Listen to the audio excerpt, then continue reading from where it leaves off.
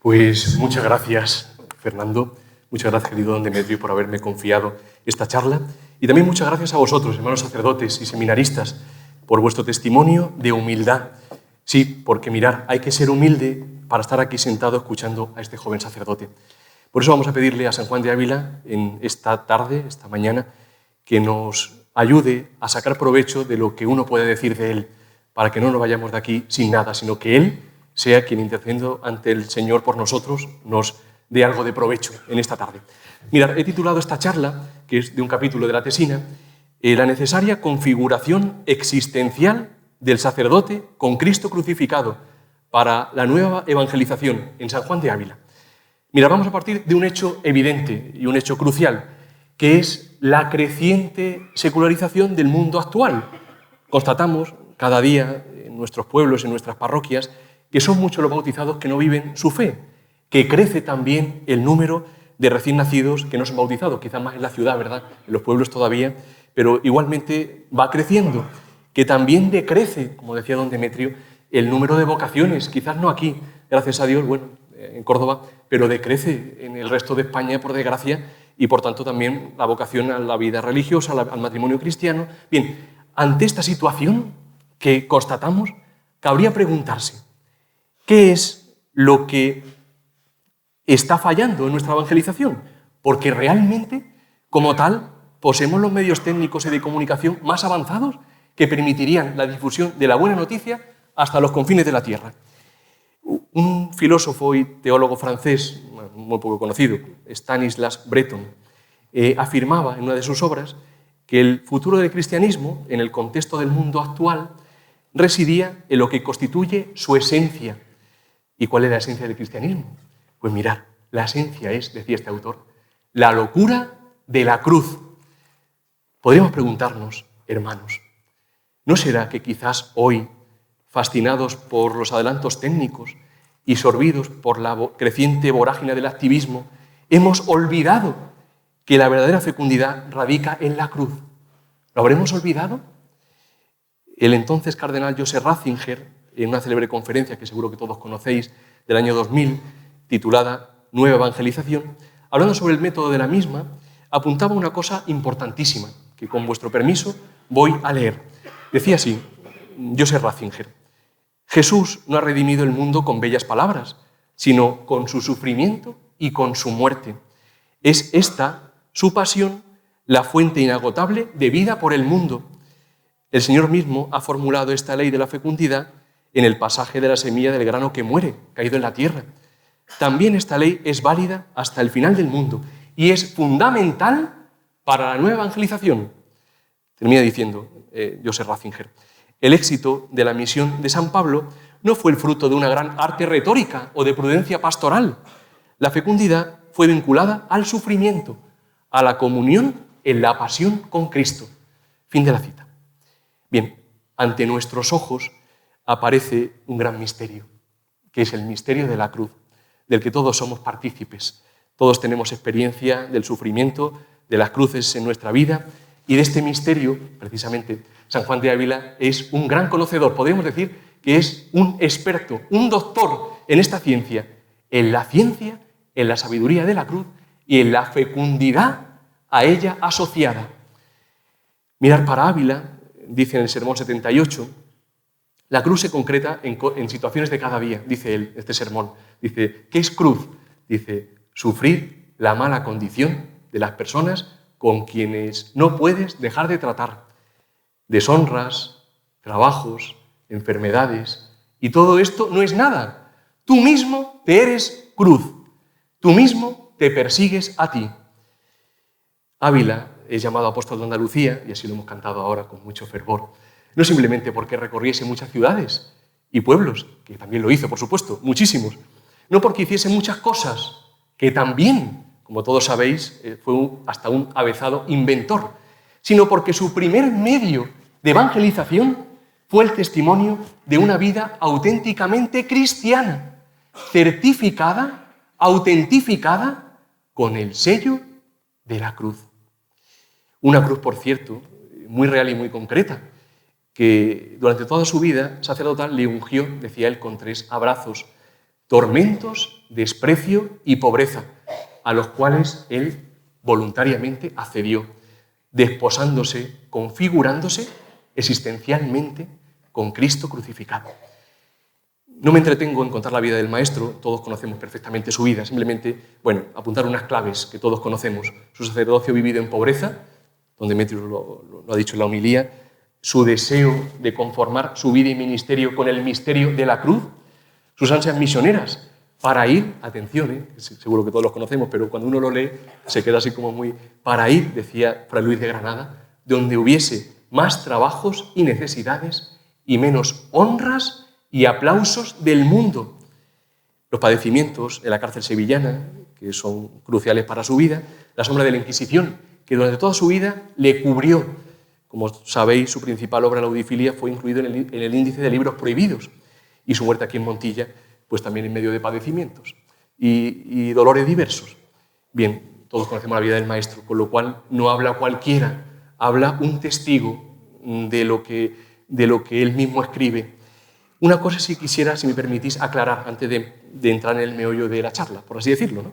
Sería aclarar qué es la cruz para Ávila. Mirad, la cruz de Cristo, para Ávila, Cristo crucificado, es, como dice el Tratado del Amor de Dios, donde fundamentalmente me he servido para la tesina, aunque es verdad que esta última parte se mezcla más también el Tratado del Sacerdocio. Pero bueno, en cualquier caso, ¿qué dice San Juan de Ávila en este tratado respecto a Cristo crucificado?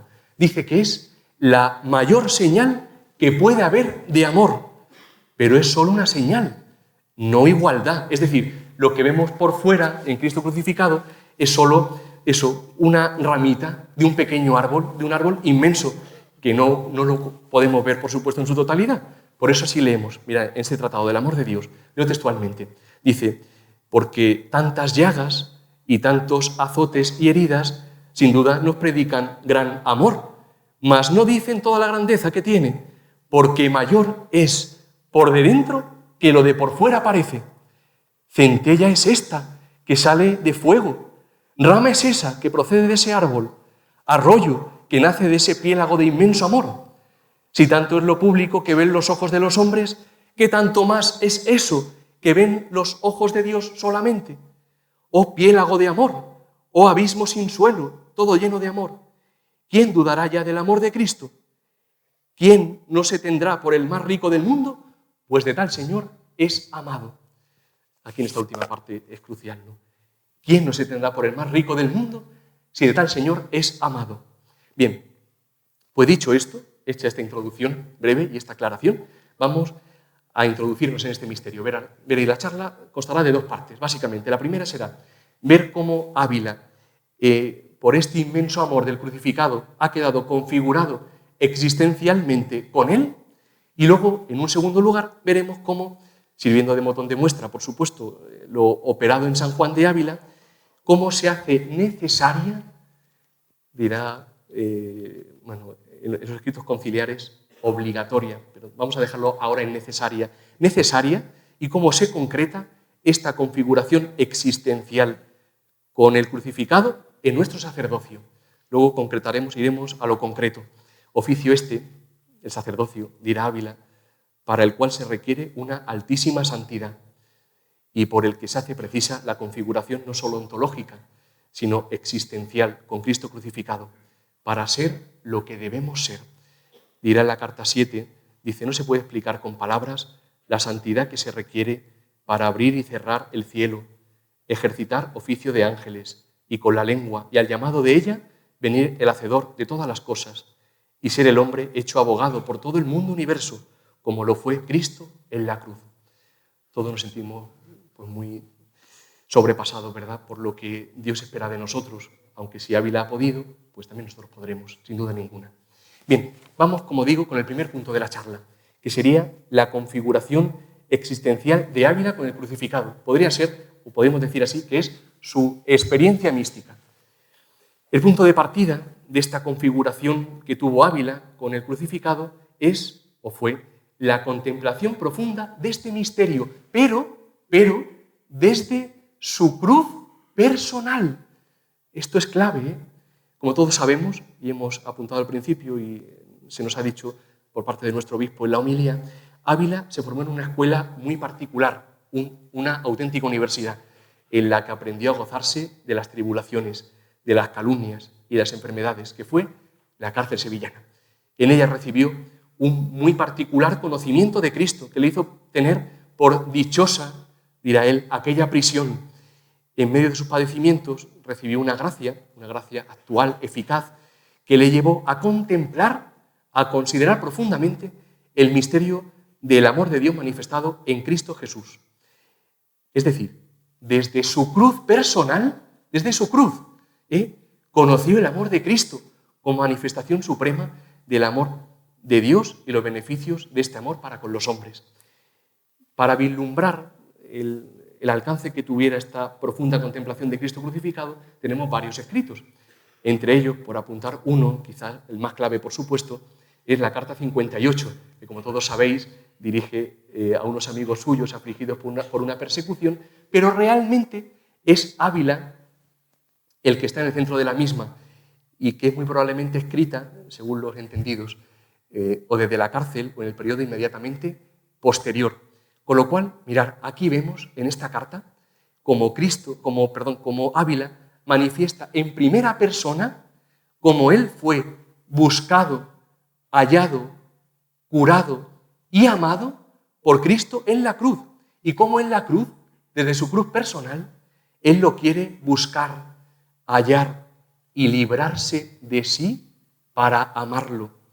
Por eso dirá en esta carta, dice, que todos conocéis perfectamente, dice, ¿y quién es aquel que te ama y no te ama crucificado? En la cruz me buscaste, me hallaste, me curaste y libraste, y me amaste, dando tu vida y sangre por mí en manos de crueles sayones.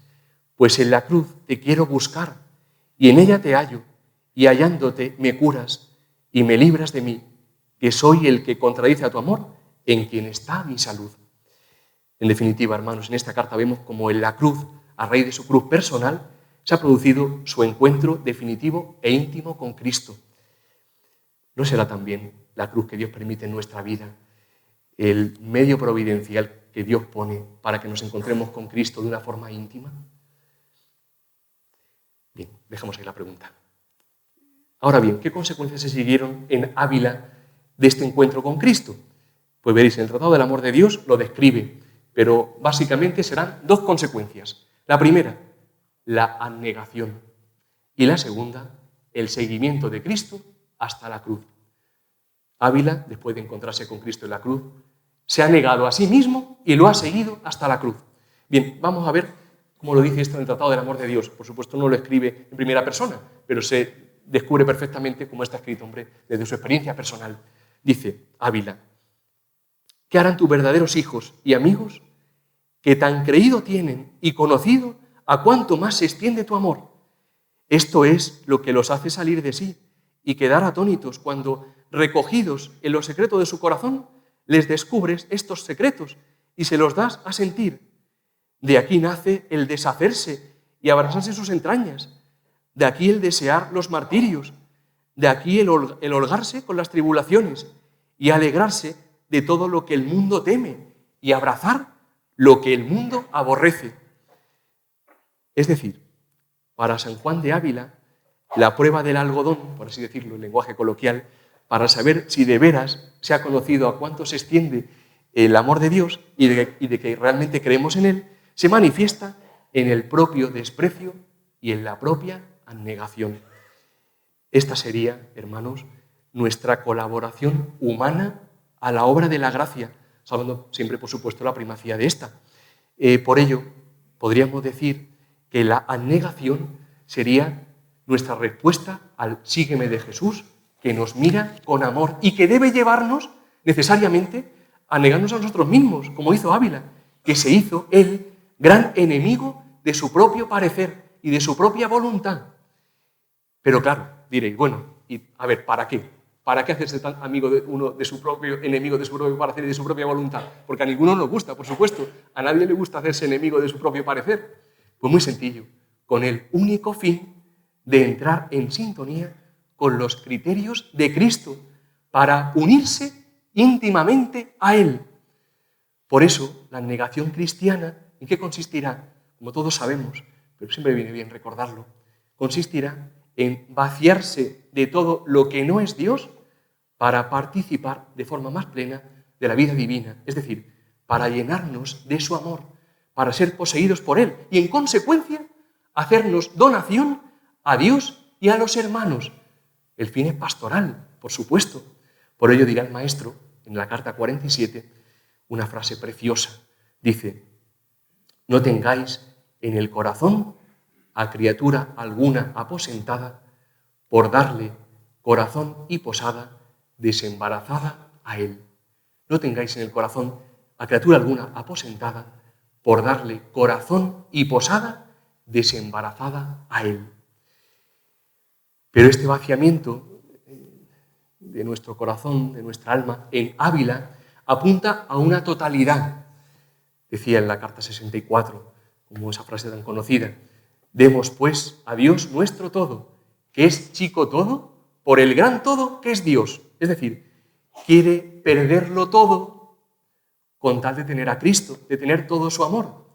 Por eso dirá en esta misma carta: mas quiero tenerte a ti, aunque todo lo otro me falte, que ni es todo ni parte, sino miseria y pura nada. Por ello, el mayor acto de abnegación, ¿cuál será? Darse uno a sí mismo. Pues no hay mayor señal de amor que el que da la vida por los amigos. Ahora bien, esto no es algo así que quede en el aire, esto se concreta en nuestra vida. ¿En qué? En unir la propia voluntad a la voluntad de Dios. Y eso luego se concreta. En nuestro día a día uno puede ver perfectamente cuando da la vida o cuando no la da, porque me guardo mi voluntad. Bien, en esa sintonía de amor de Ávila, en este vaciarse de sí mismo para llenarse de Dios, la cruz personal, acogida y aceptada, ha cobrado en él un nuevo sentido. ¿Por qué? Mirad, es lo más hermoso. Porque la cruz encierra una merced muy especial, que es el encuentro personalísimo e íntimo con Cristo. Como consecuencia de ello, la cruz se ha convertido para Ávila, como dice la carta 58, en la llave de la libertad. Porque en la cruz, ¿con quién nos encontramos? Nos encontramos con nuestro único libertador, que es Jesucristo, que es quien libera mi alma de mi amor propio. Que al fin y al cabo, hermanos, hemos de reconocer que nuestro amor propio es el gran enemigo del cual uno, como dirá San Juan de la Cruz, no acertaría a vaciarse del todo por sí mismo.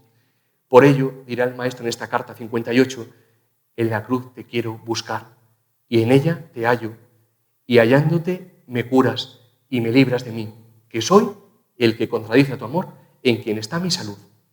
Claro, así ya el alma, libre de sí misma, se dispone a amar a Dios con un deseo de devolver amor, por tanto amor recibido. Cuando uno se sabe amado por Dios, como el caso de Ávila, quiere devolver amor, porque el amor no consiste en que yo esté bien, el amor consiste en hacer feliz a mi amado. Por tanto, un amor así, ¿a qué está dispuesto? Pues todos lo sabemos. ¿A qué está dispuesto un amor así? Pues a llegar hasta el padecimiento por el amado y por el bien del amado. Por eso dice Ávila, en esta carta 58, que libre de mi amor, enemigo tuyo, te respondo, aunque no con igualdad, empero con semejanza al excesivo amor que la cruz me tuviste, amándote yo y padeciendo por ti. Como tú, amándome, moriste, le dice a Jesucristo, de amor por mí. Esta respuesta, esta correspondencia de Ávila, le llevará al punto culminante de su configuración existencial con Cristo crucificado, de su experiencia mística, que es estar, dice el Tratado del Amor de Dios, con esa cruz enclavado. Por eso exclamará en ese tratado esta frase que a todos nos conmueve leerla: oh cruz, hazme lugar y véame yo, recibido mi cuerpo por ti, y deja el de mi Señor. Ensánchate corona para que pueda yo poner ahí mi cabeza. Dejad clavos esas manos inocentes y atravesad mi corazón y llagadlo de compasión y de amor. Es decir, el corazón de Ávila ha quedado completamente robado por el robador de corazones, dirá él en este tratado. Ha quedado embriagado, herido, abrasado por este fuego de amor, que es el Espíritu Santo. Ha adquirido, como dirá él, la condición, la forma de Cristo. Así lo escribe en este tratado, en primera persona. Dice, cuando yo, mi buen Jesús, veo que de tu costado sale ese hierro de esa lanza es una saeta de amor que me traspasa y de tal manera hiere mi corazón que no deja en él parte que no penetre. ¿Qué has hecho, amor dulcísimo? ¿Qué has querido hacer en mi corazón? Vine aquí por curarme y hasme herido. Vine a que me enseñases a vivir y hacesme loco. Oh dulcísima herida, oh sapientísima locura, nunca me vea yo jamás sin ti. Bien, pues esta sería, en síntesis, la locura de la cruz en Ávila, la experiencia máxima del amor de Dios. Jesús crucificado, ardiendo, quemado de amor, quiere prender fuego, encender, abrasar, quemar, transformar en sí a aquel que se junte voluntariamente con él en la cruz, como lo ha hecho con San Juan de Ávila, haciéndole partícipe del gozo propio de la vida divina y derramando en el alma la paz, el consuelo y la alegría que el mundo ni conoce ni conocerá jamás. Eso es lo que Dios quiere hacer, como ha hecho en Ávila, prendernos en fuego de amor para que unidos a Él podamos también, por supuesto, ser partícipes del gozo de la vida divina. Bien, pues mirad, hasta aquí la primera parte. Ya queda solo la mitad. La primera parte de esta charla. Cómo San Juan de Ávila queda configurado existencialmente con el crucificado. Vamos, un segundito, un poquito de agua y continuamos.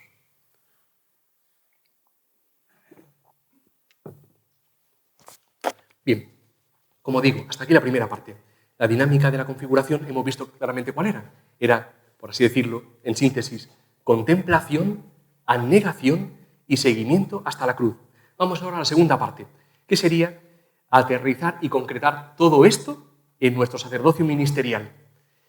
Mira, una pregunta que se me suscita a mí, que podríamos hacernos aquí en voz alta, sería, ¿y no será que este alto grado de unión con Cristo es para unos pocos privilegiados? Como si, de alguna manera, unos pudieran ser santos y otros no. Nos da la mejor respuesta otro doctor de la Iglesia, San Juan de la Cruz. Dice él, en Llama de Amor Viva, leo textualmente, dice, la causa por qué hay tan pocos que lleguen a tan alto estado de perfección, de unión de Dios, no es porque Dios quiera que haya pocos de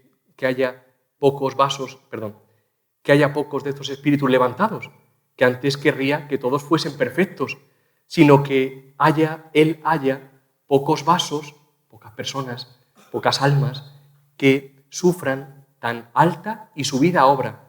Y explica el porqué. Dice, huyendo el camino angosto de la vida y buscando el ancho de su consuelo, que es el de la perdición. Ahora bien, si San Juan de la Cruz deja claro que esto es para todos, y si este es el más alto grado de santidad y este santísimo oficio nuestro demanda alteza de santidad, será, por tanto, obligación del ministro conformarse existencialmente con Cristo, estar crucificado con Él, por la fuerza, por supuesto, del Espíritu Santo. No depende en absoluto de la fuerza humana. Y lo dice San Juan Pablo II, en Pastores Pavo Vobis, leo textualmente. Dice, ahora bien, los sacerdotes están obligados de manera especial a alcanzar esa perfección, ya que, consagrados de manera nueva a Dios por la recepción del sacramento del orden, se convierten en instrumentos vivos de Cristo, sacerdote eterno. Quizás son cosas muy básicas, todos las sabemos, pero bueno, creo que a todos nos ayuda poder recordarlo. Mirar, para ver todo esto, vamos a partir de lo esencial. ¿Y qué es lo esencial? Pues mirar, lo esencial es que por el sacramento del orden hemos quedado configurados ontológicamente con Cristo sacerdote para poder obrar en nombre de Cristo cabeza, todos lo sabemos. Por ello actuamos in persona Christi. Hacemos presente a Jesucristo. De hecho, a San Juan de Ávila le gustaba mucho recalcar esto en sus escritos, que representamos a Cristo. especialmente los sacramentos, pero lo representamos como pues, configurados ontológicamente como estamos con Él. Pero este carácter sacramental imprime también en el sacerdote la imagen de Cristo buen pastor. Claro, esto no es de forma automática. Aquí los que se van a ordenar ahora, si Dios quiere, dentro de poco, automáticamente no quedan existencialmente configurados con Cristo buen pastor. Lo tienen todo para ello, pero así de forma inmediata no obra magia el sacramento del orden, por así decirlo, en ese sentido. Esto se irá realizando progresivamente, de forma existencial, en nuestro ministerio, por la gracia del Espíritu, por supuesto, y en dependencia de nuestra respuesta generosa a la gracia. Por tanto, podríamos decir que esta configuración existencial con Cristo, buen pastor, es don y tarea. Será tarea nuestra modelar el corazón según el corazón de buen pastor, o mejor dicho, dejarle a Cristo que modele nuestro corazón según su corazón. Esta configuración se precisa aún más, vamos a ir como descendiendo poco a poco, se precisa aún más en la caridad pastoral. Como especifica Presbyterorum Ordinis, los sacerdotes, dice textualmente, se ven impulsados por la caridad del buen pastor a entregar su vida por sus ovejas, preparados también para el sacrificio supremo. Por ello cultivan la ascesis propia del pastor de las almas, dando de mano a las ventajas propias, no buscando sus conveniencias, sino la de muchos, para que se salven.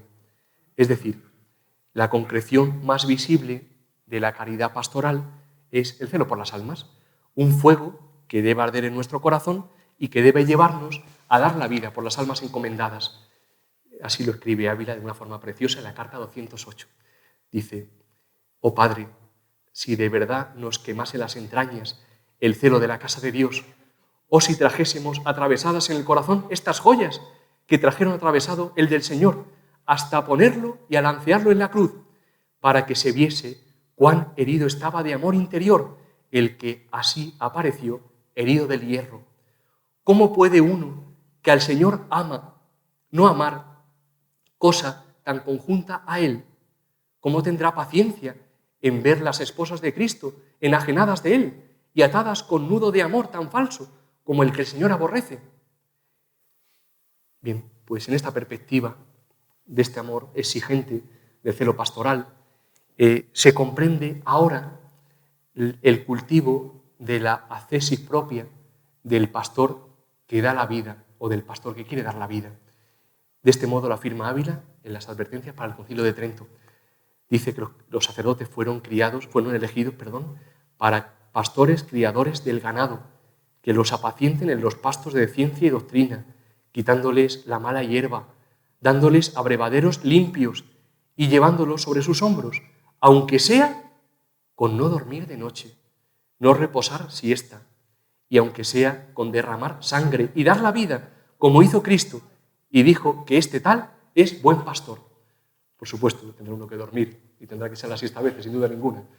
Sin duda ninguna. Ahora bien, el celo por las almas a veces tendrá que llevarnos a eso. Mirad, en síntesis, hermanos, no quiero tampoco cansaros ni aburriros. La auténtica caridad pastoral, el celo verdadero por las almas, no lleva solo a un hacer cosas, sino que implica necesariamente la ascesis propia del pastor que da la vida. ¿Y esto en qué se concreta?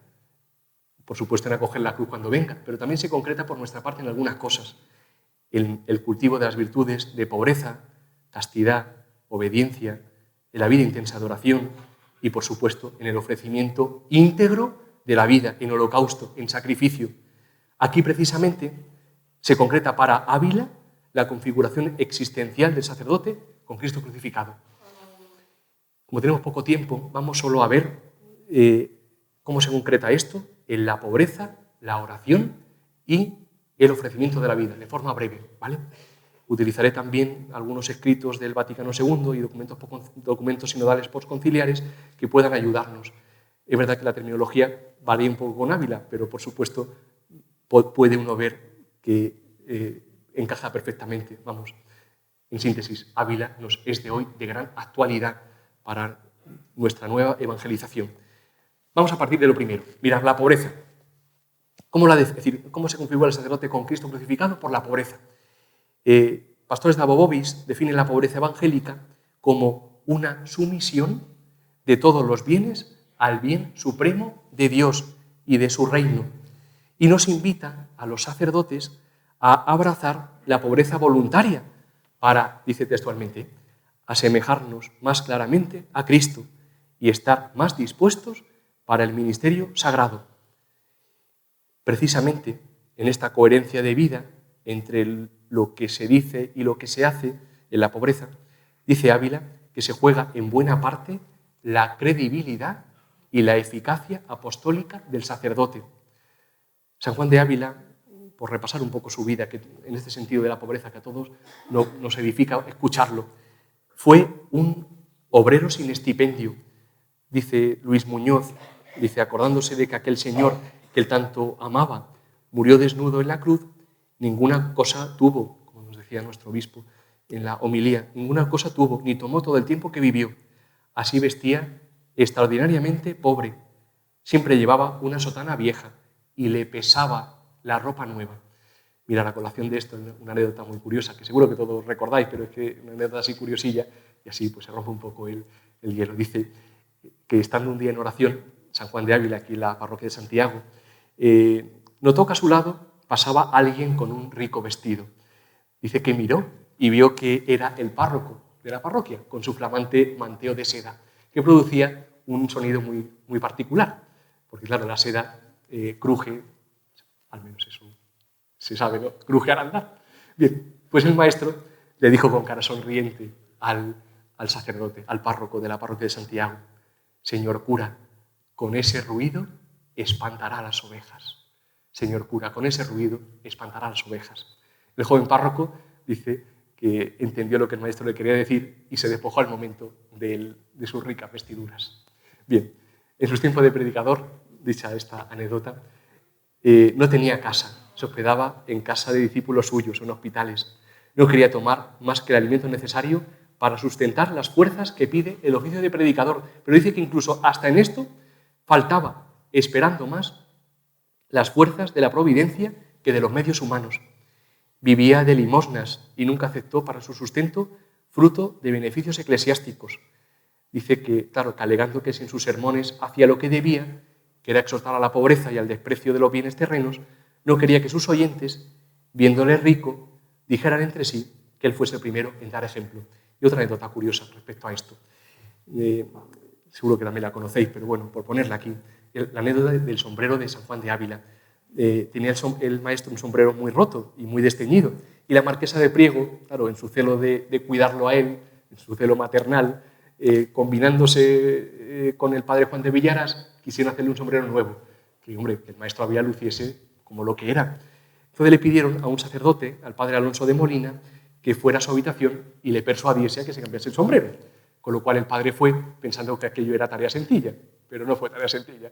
El maestro se negó a quitarse su sombrero viejo y ponerse el nuevo. Y le dijo San Juan de Ávila a este sacerdote, el padre Alonso de Molina: cuando yo me suba en el púlpito y reprenda los vicios y exhorte a la pobreza y mortificación, y vean a mí con buena sotana y buen sombrero, ¿qué dirán los oyentes? Así que, hijo mío, los predicadores del Evangelio más fuerza tienen sus palabras cuando los que las oyen ven que van acompañadas con obras y que hacen lo que dicen. Con lo cual se quedó con su sombrero viejo. Consideraba también que cualquier cristiano debía mirarse muchas veces en el espejo de Cristo crucificado, mucho más el sacerdote, que debía conformarse a él por la austeridad y la pobreza. Así denunciaba de forma abierta a los prelados de su tiempo, como leemos en las advertencias para el concilio de Toledo. Mira, es elocuente. Dice: qué diferente cosa es ver a Cristo clavado en el callado de la cruz, derramando sangre por sus ovejas, y ver a ellos sentados en sus estrados regalados y de vanidad, bebiendo la sangre de sus ovejas. Bien. Para el sacerdote, dice Ávila, la pobreza debía ser una consecuencia lógica y necesaria de ser embajador de Cristo. Primero, por supuesto, para agradar a Dios, y segundo, para que así la misión nuestra sea eficaz y fructuosa. De esta manera lo escribía en la carta 182 al obispo de Córdoba, don Cristóbal de Rojas y Sandoval, que tiene también una historia curiosa, cuando se disponía a presidir un concilio en Toledo. Voy a leer, es verdad, un pelín largo, pero merece la pena escucharlo porque es muy elocuente.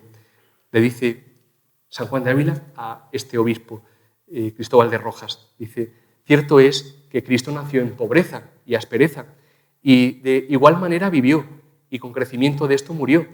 Y habiendo él traído la embajada del Padre con este tan humilde aparato, nos agradará que su embajador, que era este obispo, pues es de raíz celestial, vaya con aparato de mundo, el corazón ardiendo en celo de la honra del Padre y de la salvación de las almas, le trajo al mundo. Y aquel gran fuego de celo de la casa de Dios quemó todo el aparato mundano, que pesado en justas balanzas no es sino pajas, y donde hay fuego de amor, luego son quemadas con gran ligereza. No piense vuestra señoría persuadir a nadie reformación si él no va reformado. Ni piense que otros medios ha de ser su embajada provechosa, sino por los que Jesucristo, por ordenación de su Padre, tomó para cumplir la suya.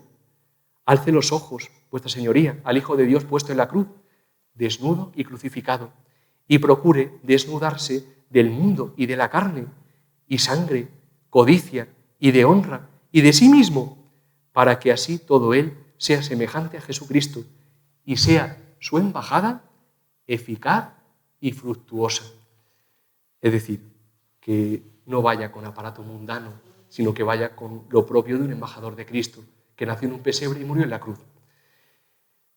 Por tanto, en el testimonio de pobreza evangélica, interior y exterior, pone Ávila especialmente la eficacia apostólica de los sacerdotes, y cabría preguntarse, hermanos, si nosotros, en nuestro ministerio sacerdotal, vamos también con aparato de mundo.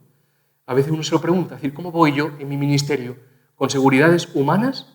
¿O por el contrario, me lanzo a la misión pastoral con humilde aparato, con el humilde aparato del que nació pobre en un pesebre y murió en la cruz? Bien, pues cada uno puede preguntarse, ¿no, verdad? Si somos, por desgracia o no, dignos embajadores de Cristo crucificado. Bien, ahora brevemente, ya simplemente, cómo queda configurado el sacerdote con Cristo por la oración y por el ofrecimiento de la vida. ¿Cómo vamos de tiempo? Venga, pues vamos a ir brevemente con esto y terminamos. Mirad, San Juan de Ávila vivió una vida sacrificada en oración. Esa palabra es clave. Sacrificó su vida en oración. Este, de hecho, era el fuego que templaba su espíritu para el púlpito. Decía él a un predicador, como todos sabéis, que más imprime una palabra después de haber estado en oración que 10 sin ella, y que el aprovechamiento no está en mucho hablar, como uno está haciendo aquí a la misma hora, sino en devotamente orar y bien obrar. Aconsejaba a sus discípulos, y esto no sirve para los seminaristas, que en su plan de vida apostólica quitasen tiempo del estudio y lo pusiesen en la oración.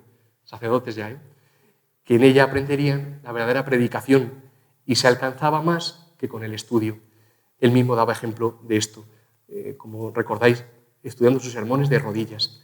Por eso dice que si la oración es parte esencial de la vida cristiana, con cuánta más razón lo será para aquellos que la tenemos por oficio y obligación, pues tenemos un oficio muy alto encomendado.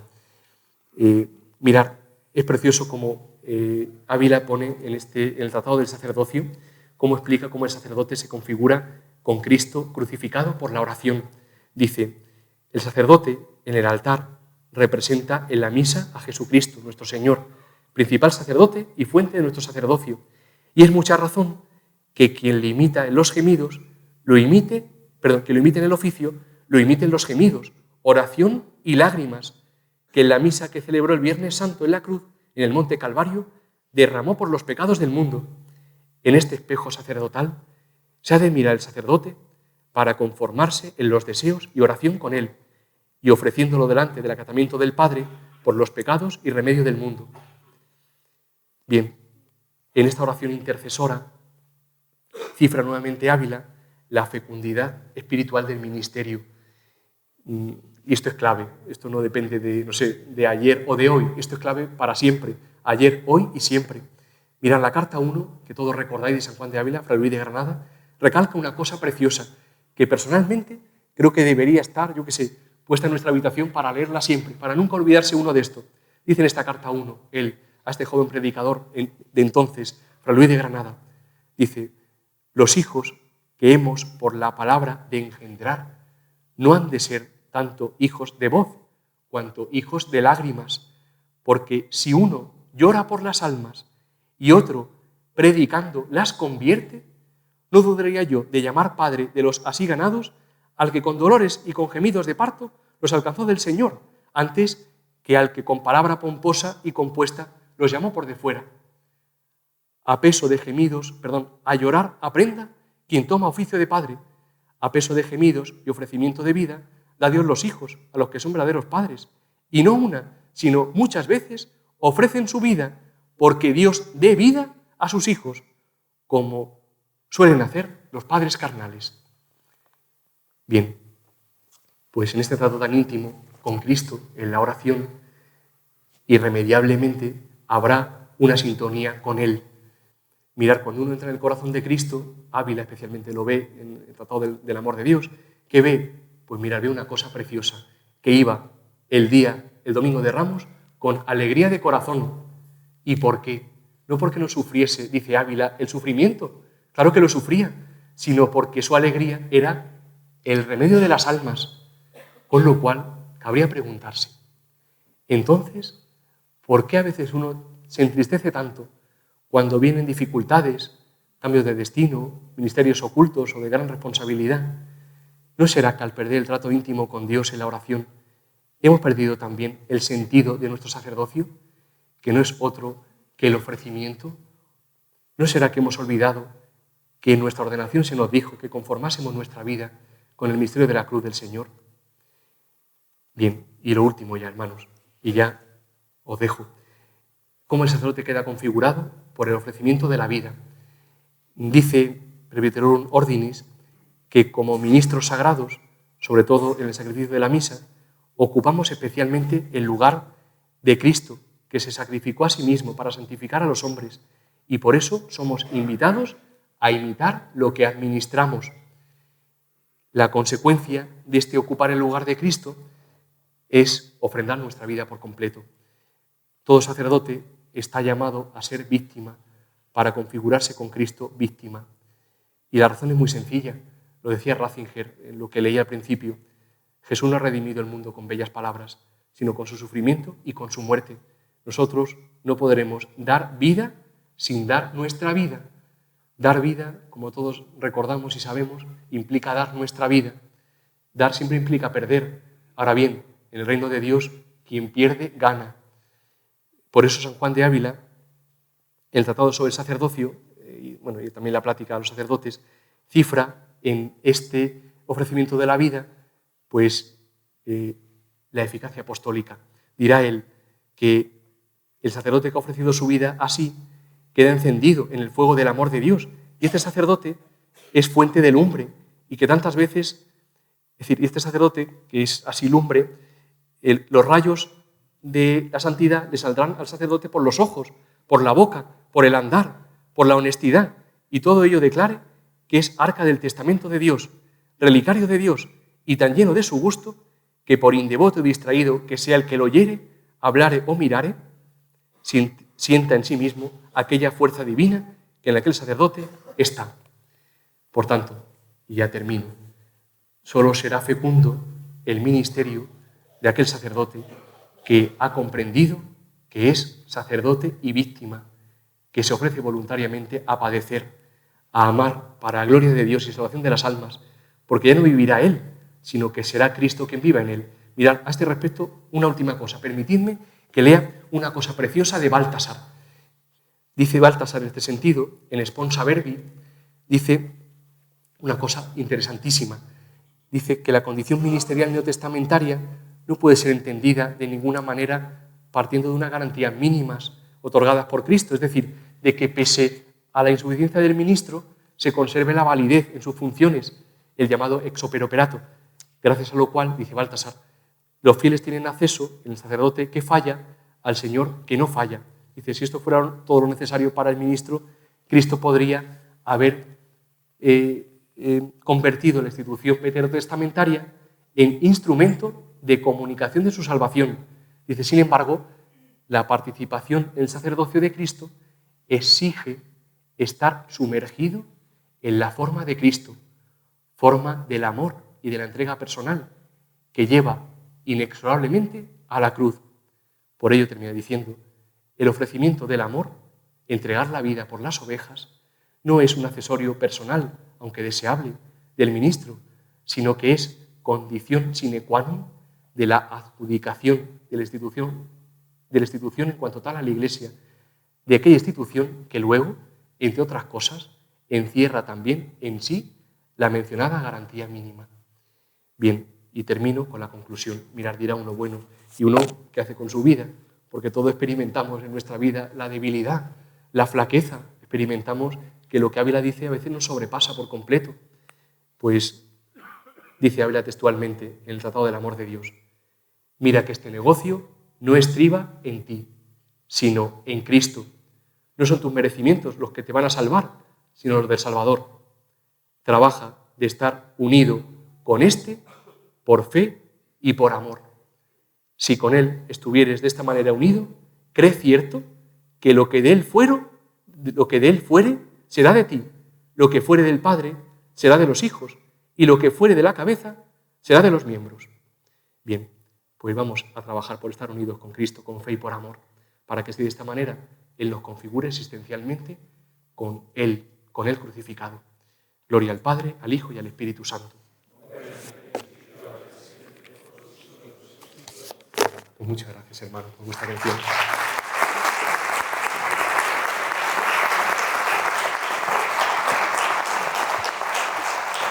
Me pregunta si